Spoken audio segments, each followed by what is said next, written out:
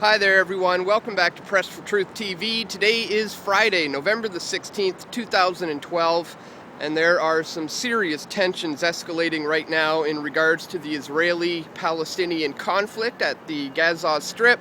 Obviously, there's been some serious tension there for decades, if not half a century or so, maybe as far back as the founding of the State of Israel in 1948. So there's a number of factors which come into play which have led us to the situation that we're seeing unfold today. And basically in the last couple of days, the Israeli military has launched an all-out attack on the Gaza Strip. But I think a large piece of the puzzle that's missing from the mainstream media is the fact that as far back as a few weeks ago, Israeli soldiers were responsible for killing a Palestinian soldier and a civilian, which led to this retaliation attack where Hamas launched a rocket from the Gaza Strip. And it's constantly a case of retaliation against retaliation and retaliation back and forth again. But I think the big piece of the puzzle here, the main point, is that it's all about occupation, really, and the Palestinian people wanting the ability to govern themselves. And you know, there's obviously the Americans are allies of Israel, and let's not forget Canada is as well. Stephen Harper has, you know, been very vocal of his support of the state of Israel. And one other interesting thing I'm thinking about is the timing of this, because of the fact that Netanyahu of Israel is facing re-election in January. And, you know, we're all familiar with the October surprise scenario in regards to U.S. elections and how they often use those kinds of tactics to reinsure a re-election. Well, other countries do the same thing too.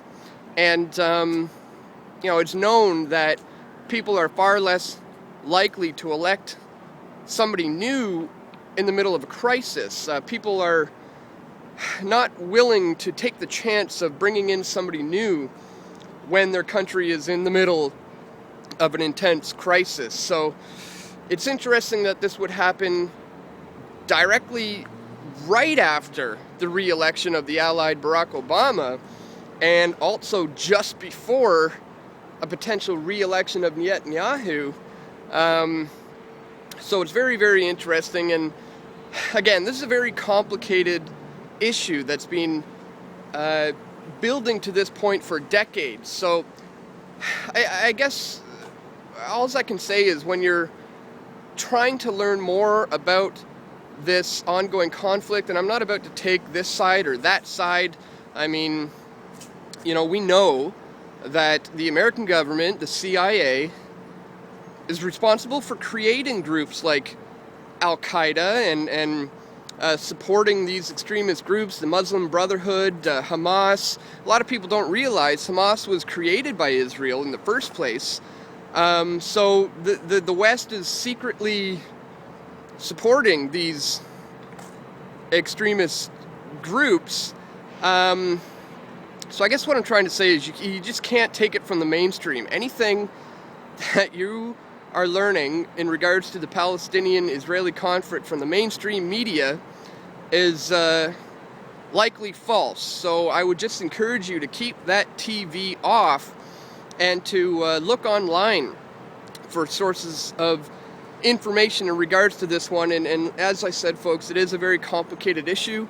It requires time and effort to research and to understand both sides of this ongoing conflict, but it's of the utmost importance, especially in the face of the war drums beating around Syria and Iran. All of this could very well come into play, and we know anything that sparks, out there could potentially spark World War III. And I think that's why the whole world is paying attention to this right now,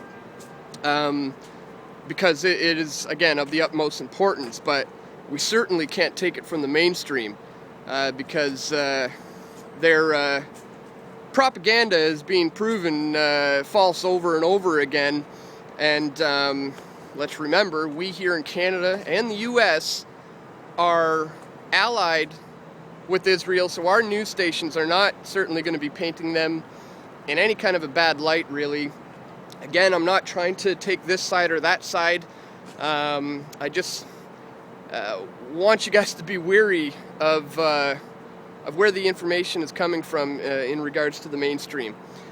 So anyways, guys, just thought I would touch on that a little bit today. Obviously, this is happening right now, so